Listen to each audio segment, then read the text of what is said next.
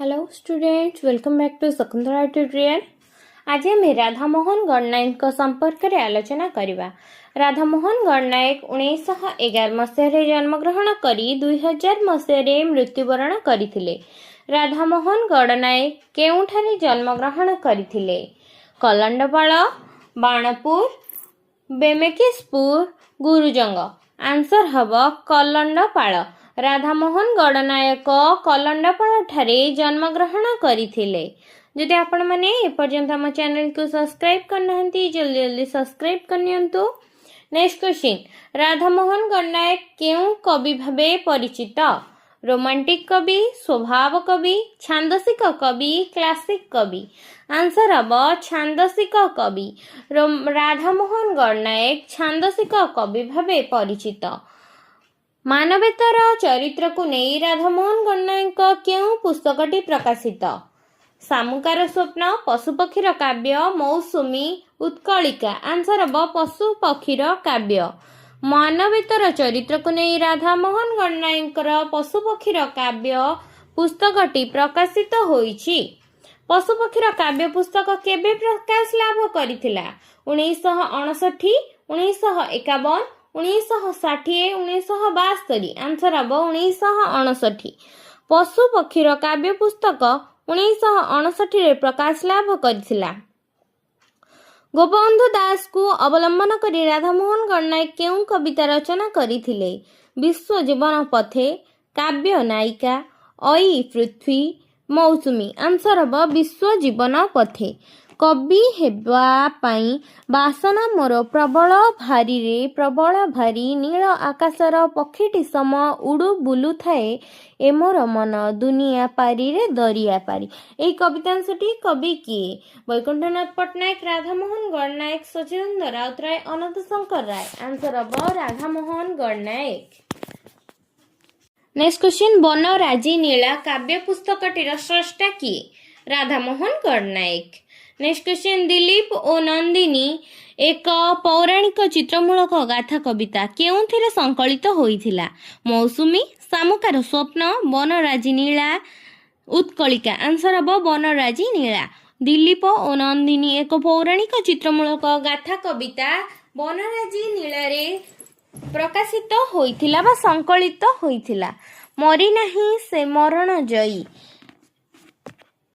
केउ पुस्तक सह जड़ित? उत्कलिका। मरी नाही से मरण जयी उत्कलिका। उदाम सिंह हम मौसुमी। पिंगलार अभिसार रे कौन अछि? काव्य नायिका। अई पृथ्वी कह हम धूसर भूमिका। विप्लवी राधानाथ काव्य नाटिकार स्रष्टा किए? राधामोहन गणनायक। विश्व जीवन पथे कविताटी केउ पुस्तक रे संकलित? मौसुमी, कैशोरिका, उत्कलिका, सामुकार स्वप्न। आंसर हम उत्कलिका। विश्व जीवन पथे कविताटी उत्कलिका पुस्तक रे संकलित। उत्कलिका कविता संकलनटी केबे प्रकाशित? 1945, 1939, 1941, 1949। आंसर हम 1945। उत्कलिका कविता संकलनटी 1945 रे प्रकाशित। काव्य नायिका केबे प्रकाशित होईछि? 1945। किशोरिका केबे प्रकाशित होईछि? 1953। धूसर भूमिका केबे प्रकाशित होईछि? धूसर भूमिका 1960 रे प्रकाशित होईछि। मौसुमी केबे प्रकाशित होईछि? 1951 मसीह रे मौसुमी प्रकाशित होईछि। सबुरी लुहरे सबुरी लुह, अंतरे आणी करई महु, सेई तक मोर बुकुर ताती, कवि हेबा पाई बासना मोर दिवस राति रे दिवस राति। एही पद्यांशटी राधामोहन गणनायक केउ कवितारू आसीछि? घास फूल, सृष्टि अपमान, कवि हेबा पाई बासना, मरी नाही से मरण जयी। आंसर हम कवि हेबा पाई बासना। सबुरी लुहरे सबुरी लुह, अंतरे आणी करई महु, सेई तक मोर बुकुर थाती, कवि हेबा पाई बासना मोर दिवस राति रे दिवस राति। कवि हेबा पाई बासना एही कवितारू राधामोहन गणनायकर एही कवितांशटी बा पद्यांशटी आसीछि। स्मरणिका केबे प्रकाशित होईछि? ସ୍ମରଣିକା 1950ରେ ପ୍ରକାଶିତ ହୋଇଛି। ଦୁଇଟି ତାହାର ଡେଣା କେବେ ପ୍ରକାଶିତ ହୋଇଛି? 1954ରେ। ଶାମୁକାର ସ୍ୱପ୍ନ 1961ରେ ଏବଂ ସୂର୍ଯ୍ୟ ଓ ଅନ୍ଧକାର 1974ରେ ପ୍ରକାଶିତ ହୋଇଛି। ମୌସୁମୀ କବି ହେବା ପାଇଁ ବାସନା କବିତାଟି କେଉଁ କବିତା ସଂକଳନରୁ ଆସିଛି? ମୌସୁମୀ, ସ୍ମରଣିକା, କାବ୍ୟ ନାୟିକା, ଧୂସର ଭୂମିକା। ଆନ୍ସର ହେବ କାବ୍ୟ ନାୟିକା। କବି ହେବା ପାଇଁ ବାସନା କବିତାଟି କାବ୍ୟ ନାୟିକା କବିତା ସଂକଳନରୁ ଆସିଛି। ନେକ୍ସଟ କ୍ୱେଶ୍ଚିନ୍, ଭାଗବତର ଏକାଦଶ ସ୍କନ୍ଦ ନବମ ଅଧ୍ୟାୟରେ ପିଙ୍ଗଳା ବେଶ୍ୟା ଉପାଖ୍ୟାନ ଅନୁସରଣରେ ରାଧାମୋହନ ଗଡ଼ନାୟକ କେଉଁ କବିତା ଉଲ୍ଲେଖ ହୋଇଛି? ଅଇ ପୃଥ୍ୱୀ, ପିଙ୍ଗଳାର ଅଭିସାର, ବିଶ୍ୱ ଜୀବନ ହେ, ଆଜି ରୂପାର ଜୟନ୍ତୀରେ। ଆନ୍ସର ହେବ ପିଙ୍ଗଳାର ଅଭିସାର। ଭାଗବତର ଏକାଦଶ ସ୍କନ୍ଦ ନବମ ଅଧ୍ୟାୟରେ ପିଙ୍ଗଳା ବେଶ୍ୟା ଉପାଖ୍ୟାନ ଅନୁସରଣରେ ରାଧାମୋହନ ଗଡ଼ନାୟକଙ୍କର ପିଙ୍ଗଳାର ଅଭିସାର ଉଲ୍ଲେଖ କରିଛନ୍ତି। କେଉଁ କବି ଓଡ଼ିଆ ସାହିତ୍ୟରେ ମାତ୍ରାବୃତ୍ତ ଛନ୍ଦରେ ପ୍ରଥମ ପ୍ରବର୍ତ୍ତକ ଅଟନ୍ତି? ରାଧାନାଥ ରାୟ, ରାଧାମୋହନ ଗଡ଼ନାୟକ, ମଧୁସୂଦନ ରାଓ, ସଚ୍ଚିଦାନନ୍ଦ ରାଉତରାୟ। ଆନ୍ସର ହେବ ରାଧାମୋହନ ଗଡ଼ନାୟକ। ରାଧାମୋହନ ଗଡ଼ନାୟକ କବି ଓଡ଼ିଆ ସାହିତ୍ୟରେ ମାତ୍ରାବୃତ୍ତ ଛନ୍ଦର ପ୍ରଥମ ପ୍ରବର୍ତ୍ତକ। ଜୈତ୍ରୀ, ପ୍ରାକ୍ତିନୀ ଓ ଅର୍ଘ୍ୟ ଆଦି ତିନୋଟି ବିଭାଗ କେଉଁ କବିତା ସଂକଳନର ଅଟେ? ମୌସୁମୀ, ଦୁଇଟି ତାହାର ଡେଣା, ଉତ୍କଳିକା, କାବ୍ୟ ନାୟିକା। ଆନ୍ସର ହେବ କାବ୍ୟ ନାୟିକା। ଜୈତ୍ରୀ, ପ୍ରାକ୍ତିନୀ ଓ ଅର୍ଘ୍ୟ ଆଦି ତିନୋଟି ବିଭାଗ କାବ୍ୟ ନାୟିକା ସଂକଳନର ଅଟେ। ତାର ଜୀବନରେ ନାହିଁ ସୌରଭ, ତାର ଜଗତରେ ନାହିଁ ଗୌରବ, ତେଣୁ ଦୀର୍ଘ ବରଷ ମାସ ଧରି ସିଏ ସବୁଦିନ ଉଭା ସେହିପରି। ଏହି କବିତାଂଶଟି କେଉଁ କବିତାର ଅଂଶବିଶେଷ? ଘାସ ଫୁଲ, କନିଅର ଫୁଲ, ମାଟି, ସୃଷ୍ଟିର ଅପମାନ। ଆନ୍ସର ହେବ କନିଅର ଫୁଲ। ତାର ଜୀବନରେ ନାହିଁ ସୌରଭ, ତାର ଜଗତରେ ନାହିଁ ଗୌରବ, ତେଣୁ ଦୀର୍ଘ ବରଷ ମାସ ଧରି ସିଏ ସବୁଦିନେ ଉଭା ସେହିପରି। ଏହି କବିତାଂଶଟି କନିଅର ଫୁଲ କବିତାର ଅଂଶବିଶେଷ ଅଟେ। ଲୋଡ଼ା ନାହିଁ କେବେ ମୁଁ ତୋ ମୋହର ସୌଭାଗ୍ୟ ଚଢ଼ିବାକୁ, ଦେବତାର ମସ୍ତକ ଉପରେ ଲୋଡ଼େ କିନ୍ତୁ ନିଖିଳ ଚରଣ, ପରାଗ ଶିରେ ମୋର ପାଦ ଦେଇ ଯାଆନ୍ତୁ ସକଳେ। ଏହି ପଦ୍ୟାଂଶଟି କେଉଁ କବିତାରୁ ଉଦ୍ଧୃତ? ଘାସ ଫୁଲ, ମାଟି, କବି ହେବା ପାଇଁ ବାସନା, ସୃଷ୍ଟିର ଅପମାନ। ଆନ୍ସର ହେବ ଘାସ ଫୁଲ।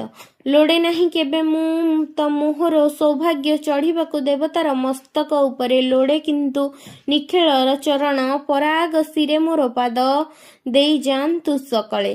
ଘାସ ଫୁଲ କବିତାରୁ ଆସିଅଛି। ସୂର୍ଯ୍ୟ ଓ ଅନ୍ଧାର କବିତା ସଂକଳନଟି କେବେ କେନ୍ଦ୍ର ସାହିତ୍ୟ ଏକାଡେମୀ ପୁରସ୍କାର ଲାଭ କରିଥିଲା? 1971, 1972, 1974, 1975। ଆନ୍ସର 1975। ସୂର୍ଯ୍ୟ ଓ ଅନ୍ଧକାର କବିତା ସଂକଳନଟି 1975 ମସିହାରେ କେନ୍ଦ୍ର ସାହିତ୍ୟ ଏକାଡେମୀ ଲାଭ କରିଥିଲା। କେଉଁ କବିତା ଗୁଡ଼ିକରେ କବି ରାଧାମୋହନ ଗଡ଼ନାୟକ ଅଧିକତର ବୈପ୍ଳବିକ ଭୂମିକା ଗ୍ରହଣ କରିଛନ୍ତି? କାବ୍ୟ ନାୟିକା, ଉତ୍କଳିକା, ସ୍ମରଣିକା, ମୌସୁମୀ। ଆନ୍ସର ହେବ ମୌସୁମୀ। ମୌସୁମୀ କବିତା ଗୁଡ଼ିକରେ କବି ରାଧାମୋହନ ଗଡ଼ନାୟକ ଅଧିକଥର ବୈପ୍ଳବିକ ଭୂମିକା ଗ୍ରହଣ କରିଛନ୍ତି। ଯେଉଁ ପଥେ ତାର ଚରଣ ପଡ଼ଇ ମଉଳଇ ପଥ ଘାସ, ଯେଉଁ ଦିଗେ ତାର ଦୃଷ୍ଟି ଚଳଇ ସକଳ ଦଗ୍ଧ ନାଶ। ଭଗବାନ ଭଗବାନ କେଉଁ ଦେଶେ ବସି ଦେଖୁଅଛ ଆଜି ସୃଷ୍ଟିର ଅସମାନ, ସୃଷ୍ଟିର ଅପମାନ। ଏହି କବିତାଂଶଟି କେଉଁ କବିତା ସଂକଳନରୁ ଆସିଛି? ସ୍ମରଣିକା, ଦୁଇଟି ଯାହାର ଡେଣା, କୈଶୋରିକା, ମୌସୁମୀ। ଆନ୍ସର ହେବ ମୌସୁମୀ। ଯେଉଁ ପଥେ ତାର ଚରଣ ପଡ଼ଇ ମଉଳଇ ପଥ ଘାସ, ଯେଉଁ ଦିଗେ ତାର ଦୃଷ୍ଟି ଚଳଇ ସକଳେ ଦଗ୍ଧ ନାଶ। ଭଗବାନ ଭଗବାନ କେଉଁ ଦେଶେ ବସି ଦେଖୁଅଛ ଆଜି ସୃଷ୍ଟିର ଅସମାନ। ଏହା ମୌସୁମୀ କବିତା ସଂକଳନରୁ ସଂଗୃହୀତ। ପୌଷର ଆଜି ଏଇ ପତ୍ରଝରା ଦିନାନ୍ତରେ, ମୁଁ ଦେଖୁଛି ଆଷାଢ଼ର ସ୍ୱପ୍ନ। ମୁଁ ଚାହୁଁଛି ମୌସୁମୀର ମେଘମଲ୍ଲାରେ ଧୂସର ଏହି ଧରିତ୍ରୀର, ମୁଁ ଚାହୁଁଛି ଶ୍ୟାମଳ ସମାହାର। ଏହି ପଦ୍ୟାଂଶଟି କବି ରାଧାମୋହନ ଗଡ଼ନାୟକ କେଉଁ କବିତା ସଂକଳନରେ ସ୍ଥାନିତ? ମୌସୁମୀ, ଧୂସର ଭୂମିକା, ବନରାଜ ନୀଳା, ସ୍ମରଣିକା। ଆନ୍ସର ହେବ ଧୂସର ଭୂମିକା। ପୌଷର ଆଜି ଏଇ ପତ୍ରଝରା ଦିନାନ୍ତରେ ମୁଁ ଦେଖୁଛି ଆଷାଢ଼ର ସ୍ୱପ୍ନ। ମୁଁ ଚାହୁଁଛି ମୌସୁମୀର ମେଘ ମଲ୍ହାର ଧୂସର ଏଇ ଧରିତ୍ରୀର। ମୁଁ ଚାହୁଁଛି ଶ୍ୟାମଳ ସମାରୋହ। ମୁଁ ଦେଖୁଛି ଆଷାଢ଼ର ସ୍ୱପ୍ନ। ଏହି ପଦ୍ୟାଂଶଟି କବି ରାଧାମୋହନ ଗଡ଼ନାୟକଙ୍କର କବିତାର ଧୂସର ଭୂମିକାରେ ସ୍ଥାନିତ ହୋଇଛି। ଶାମୁକାର ସ୍ୱପ୍ନ, ପଶୁପକ୍ଷୀର କାବ୍ୟ ପୁସ୍ତକ ଦୁଇଟି କେଉଁ ଧରଣର କବିତା? ସମ୍ବୋଧନ ଗୀତିକା, ଗାଥା କବିତା, ଗୀତି କବିତା, ସନେଟ୍। ଆନ୍ସର ହେବ ଗାଥା କବିତା। ଶାମୁକାର ସ୍ୱପ୍ନ ପଶୁପକ୍ଷୀର କାବ୍ୟ ପୁସ୍ତକ ଦୁଇଟି ଗାଥା କବିତା ଧରଣର କବିତା ଅଟେ। ତୁମ ଲାଗି ଅଗଷ୍ଟ 15 ଆଜି ଏ ରୂପାର ଜୟନ୍ତୀରେ ଏହି ବ୍ୟଞ୍ଜନାତ୍ମକ କବିତା ଦ୍ୱୟ କେଉଁ ପୁସ୍ତକରେ ସ୍ଥାନିତ? ସୂର୍ଯ୍ୟ ଓ ଅନ୍ଧକାର, ମୌସୁମୀ, କୈଶୋରିକା, ଉତ୍କଳିକା। ଆନ୍ସର ହେବ ସୂର୍ଯ୍ୟ ଓ ଅନ୍ଧକାର। ତୁମ ଲାଗି ଅଗଷ୍ଟ 15 ଓ ଆଜି ଏ ରୂପାର ଜୟନ୍ତୀରେ ଏହି ବ୍ୟଞ୍ଜନାତ୍ମକ କବିତା ଦ୍ୱୟ ସୂର୍ଯ୍ୟ ଓ ଅନ୍ଧକାର ପୁସ୍ତକରେ ସ୍ଥାନିତ। କେଉଁ କବି ସଂସ୍କୃତ ମେଘଦୂତ ସୋରାବସ୍ତମ କାବ୍ୟ ଦ୍ୱୟରେ ଓଡ଼ିଆରେ ଅନୁବାଦ କରିଥିଲେ? ରାଧାନାଥ ରାୟ, ନୀଳକଣ୍ଠ ଦାସ, ମଧୁସୂଦନ ରାଓ, ରାଧାମୋହନ ଗଡ଼ନାୟକ। ଆନ୍ସର ହେବ ରାଧାମୋହନ ଗଡ଼ନାୟକ। ରାଧାମୋହନ ଗଡ଼ନାୟକ କବି ସଂସ୍କୃତ ମେଘଦୂତ ଓ ସୋରାବସ୍ତମ କାବ୍ୟ ଦ୍ୱୟକୁ ଓଡ଼ିଆ ଅନୁବାଦ କରିଥିଲେ। ନେକ୍ସଟ କ୍ୱେଶ୍ଚିନ୍, ନବଜାତକ 1947 ଓ ହୀରାଖଣ୍ଡର ଗାଥା 1946 ଗ୍ରନ୍ଥଦ୍ୱୟର ସ୍ରଷ୍ଟା କିଏ? ରାଧାନାଥ ରାୟ, ରାଧାମୋହନ ଗଡ଼ନାୟକ, ମଧୁସୂଦନ ରାଓ, ମାୟାଧର ମାନସିଂହ। ଆନ୍ସର ହେବ ରାଧାମୋହନ ଗଡ଼ନାୟକ। ନବଜାତକ 1947 ଓ ହୀରାଖଣ୍ଡର ଗାଥା 1986 ଗ୍ରନ୍ଥଦ୍ୱୟର ସ୍ରଷ୍ଟା ରାଧାମୋହନ ଗଡ଼ନାୟକ। ଅତଏବ ଆଜିର ଆଲୋଚନାରେ ଆମେ ରାଧାମୋହନ ଗଡ଼ନାୟକଙ୍କ ସମ୍ପର୍କରେ ଆଲୋଚନା କଲେ। ନେକ୍ସଟ କ୍ଲାସରେ ପ୍ରଗତିବାଦୀ ସାହିତ୍ୟ ବା ପ୍ରଗତିବାଦୀ ଚେତନା ସମ୍ପର୍କରେ ଆଲୋଚନା କରିବା ଏବଂ ସଚ୍ଚିଦାନନ୍ଦ ରାଉତରାୟଙ୍କ ସମ୍ପର୍କରେ ମଧ୍ୟ ଆଲୋଚନା କରିବା। ଭିଡ଼ିଓଟି ଯଦି ଭଲ ଲାଗିଥାଏ ଲାଇକ୍, ସେୟାର, ସବସ୍କ୍ରାଇବ୍ ନିଶ୍ଚିନ୍ତ କରିବେ। ଧନ୍ୟବାଦ।